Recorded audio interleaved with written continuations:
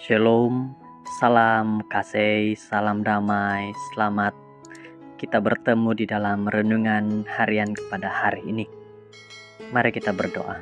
Ya Tuhan Allah Bapa di syurga, kami bersama-sama tidak putus-putus untuk terus mempelajari firman-Mu. Dalam renungan ini, biarlah kami mengerti nasihat-nasihat Tuhan. Kami serahkan diri kami masing-masing kepada Engkau. Di dalam nama Yesus Kristus kami berserah. Amin. Judul firman Tuhan pada waktu ini adalah Arti Sahabat. Pelajaran pertama. 2 Tawarik 19 ayat 2 berkata, "Sewajarkah engkau menolong orang fasik dan bersahabat dengan mereka yang membenci Tuhan? Karena hal itu Tuhan murka terhadap engkau." Sebagai makhluk sosial, kita memerlukan orang lain karena kita tidak dapat hidup tanpa membina satu hubungan atau kerjasama dengan orang lain.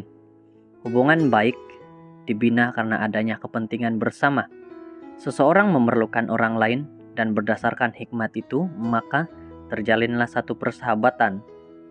Sukar bagi seorang individu hidup seorang diri tanpa berhubung dengan orang lain. Dan apapun istilahnya, sebuah persahabatan selalu berkaitan dengan kepentingan. Namun, sebagai seorang Kristen, kita harus menempatkan Yesus Kristus sebagai teladan dan dasar utama kita ketika membina suatu hubungan dalam suatu persahabatan. Pentingkah arti sahabat?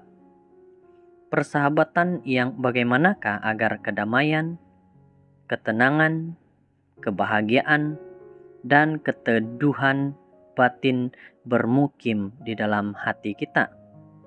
Kita memerlukan seorang sahabat yang dengan jujur menegur dan membangun iman kita.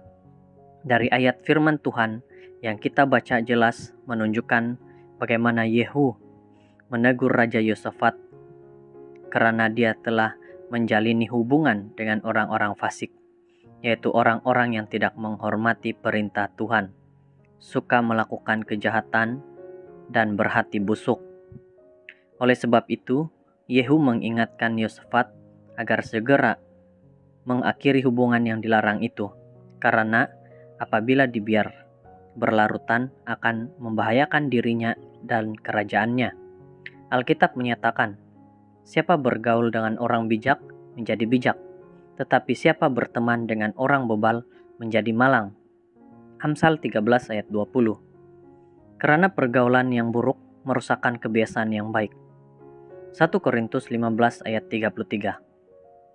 Seorang sahabat yang baik akan menegur dengan jujur ketika dia mengetahui kesalahan yang dilakukan sahabatnya. Dia tidak peduli bagaimana reaksi sahabatnya itu. Yang penting dia tidak mahu melihat sahabatnya terjerumus ke dalam pergaulan yang tidak benar di dalam pandangan Tuhan.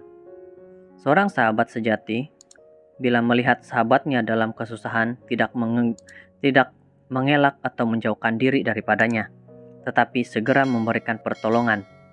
Bila tidak mampu menolong dengan material, dia akan memberikan jalan keluar dengan nasihat yang bijak. Dia boleh menjadi saudara ketika sahabatnya berada dalam kesukaran, bukan memutuskan persahabatan itu. Arti sahabat. Kalau kita mempelajari dengan lebih dalam, sangat banyak yang akan kita ketahui, terutama sekali dengan arti sahabat di dalam keluarga. Suami dan istri, anak-anak, dalam keluarga, dan siapapun, kita boleh katakan mereka boleh menjadi seorang yang bersahabat antara satu dengan yang lain. Suami mau lebih kenal, anak-anak mau lebih kenal kepada ibu dan bapak.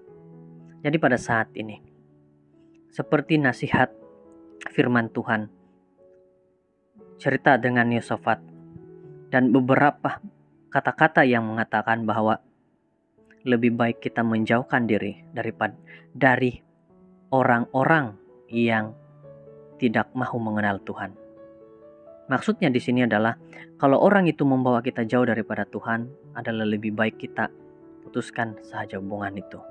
Tetapi kalau kita rasa kita kuat dan boleh membawa orang itu lebih kenal, dapat masuk dan mengenal Tuhan, tidak ada salahnya kita membawa mereka mengenali Tuhan. Semoga firman Tuhan ini menjadi kekuatan dan nasihat bagi kita pada waktu ini. Tuhan memberkati. Kita berdoa. Tuhan, kami berdoa pada saat ini, kami bersyukur dengan firman-Mu yang sudah memberikan kami nasihat tentang bagaimana untuk bersahabat. Siapa yang harus kami jadikan sahabat. Terima kasih Tuhan, dalam nama-Mu kami berserah. Amin.